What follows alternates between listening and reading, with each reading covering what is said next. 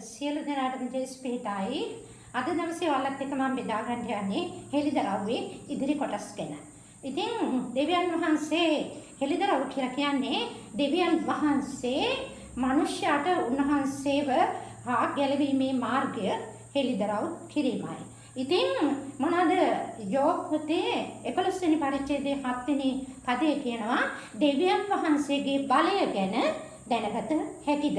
සර පරාක්‍රමයාණන් වහන්සේව දැනගත හැකිද කියලා. ඉතින් මම කියන්න කැමති මේ මොනවද මේ පරණ ගිවිසුමේ එළිදරව්ව කියන්නේ මොකක්ද? දර්ශනය අඳුරු කරන ආවරණයක් ඉවත් කිරීම තමයි මොකක්ද එළිදරව් කිරීම කියලා කියන්නේ.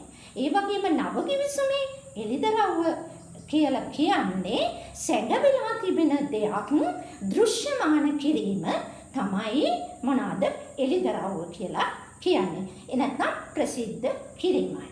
එතකොට දෙවියන් වහන්සේ මිනිස්යාට උන්වහන්සේව මොනවද මේ පෙන්වලා දීම නැත්නම් උන්වහන්සේ ගැන හෙළි කිරීම තමයි මේ හෙළිදරව්ව කියලා කියන්නේ. ඉතින් එතකොට මේ හෙළිදරව්වේ කොටස් දෙකක් තියෙනවා. ඒක තමයි පළවෙනි දේ තමයි සාමාන්‍ය එළිදරව්ව. දෙවෙනි දේ තමයි විශේෂිත එළිදරව්ව. එතකොට මේ සාමාන්‍ය එළිදරව්ව අපිට මේ ස්වභාව ධර්මය තුලින් අපිට මොනවද වෙන්නේ දැක ගන්න පුළුවන්. ගීතාවලිය 19 කියනවා අහස්තලයේ හා හස්ත කර්මාන්තයෝ උන්වහන්සේගේ මහිමය උන්වහන්සේ ගැන මොනවද කරන්නේ අපිට පෙන්වලා දෙනවා කියලා. ඒ වගේම රෝම යවුම් පත්‍රයේ පළවෙනි පරිච්ඡේදයේ 1:20 අපිට මෙහෙම කියනවා. මක්නිසාද ලෝකේ මැවූ තැන් පටන් දෙවියන් වහන්සේගේ දෘශ්‍යමාන දේවන උන්වහන්සේගේ සදාකාලික බලය හා දෙවිකම මවන ලද දේවලින් තේරුම් ගොස් පැහැදිලි ලෙස පෙනී යන්නේය. එහෙනම් උන්වහන්සේගේ මැවිලි වලින් පේනවා උන්වහන්සේ අපිට මේ පේන දේවල් වලින් උන්වහන්සේගේ බලය හා උන්වහන්සේගේ මහිම.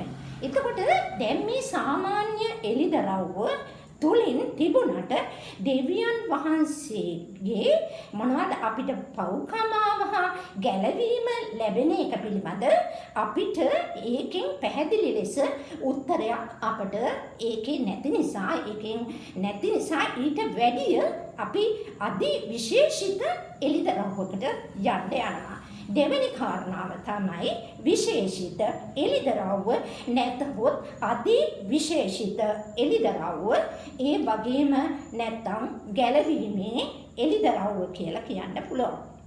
එතකොට මොනවද මේ නව ගිවිසුම පරණ ගිවිසුම දෙකම කවුරු ගැනද සාක්ෂි දරන්නේ? ක්‍රිස්තුස් වහන්සේ ගැන. ක්‍රිස්තුස් වහන්සේ තමයි මොකද්ද සදාකාල නැත්නම් ගැලවීමට යන මාර්ගය උන්වහන්සේ නව ගිවිසුම පරණ ගිවිසුම නව ගිවිසුම මොනවද ඒ ඇතුළාන්තයේ කතා කරන අන්තර්ගතයේ තියෙන කවුද? මේ ක්‍රිස්තුස් ජේසුස් වහන්සේ ගැනයි. එහෙනම් ගැලවීමේ නීතිය වෙන්නේ මොකද්ද? ශුද්ධ බයිබලයයි. එහෙනම් වචනය දෙවියන් වහන්සේ. එහෙනම් අපේ ගැලවීමේ නීතිය තියෙන පොත වෙන්නේ මොකද්ද? ශුද්ධ බයිබලයයි. එහෙනම් 2 තිමෝති 3:15 කියනවා මොනවද? 2 තිමෝති 3:15 කියනවා අපේ ක්‍රිස්තුස් ජේසුස් වහන්සේ ගැන ඇදහිල්ල කරන කොටගෙන ප්‍රඥාවන්තයන් වෙන පිණිස කුඩා කල සිටම ශුද්ධ ලියවිලි අපි මොකද කරන්නේ? දැනගන්නවා. ඒක නිසා ඒ දෙවියන් වහන්සේ ගැන දැනගන්න, ඒ ගැලවීම ගැන දැනගන්න, ඒ ක්‍රිස්තුස් වහන්සේ ගැන දැනගන්න, උන්වහන්සේගේ අපූර්ව සැලැස්ම දැනගන්න අපිට තියෙන එකම දේ තමයි මොකද්ද? මෙන්න මේ ශුද්ධ වූ බයිබලය. එහෙනම් යොහන් 5:39 කියනවා නුඹලා මොනවද කරන්නේ? ශුද්ධ ලියවිලිවල නුඹලා සදාකාල ජීවනයේ ඇති බව නුඹලා හොයනවා. මොනවද කියන්නේ? ඒ ගැන මා ගැන යේසුස් ක්‍රිස්තුස් වහන්සේ ගැන මොනවද කරන්නේ? ඒවා ගැන සාක්ෂි දරනවා කියලා උන්වහන්සේ කියනවා.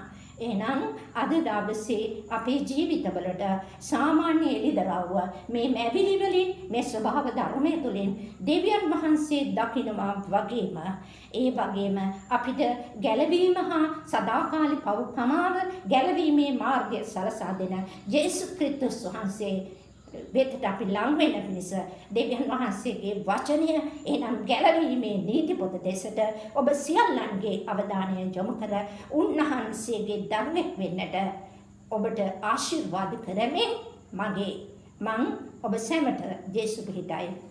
ආමේන්.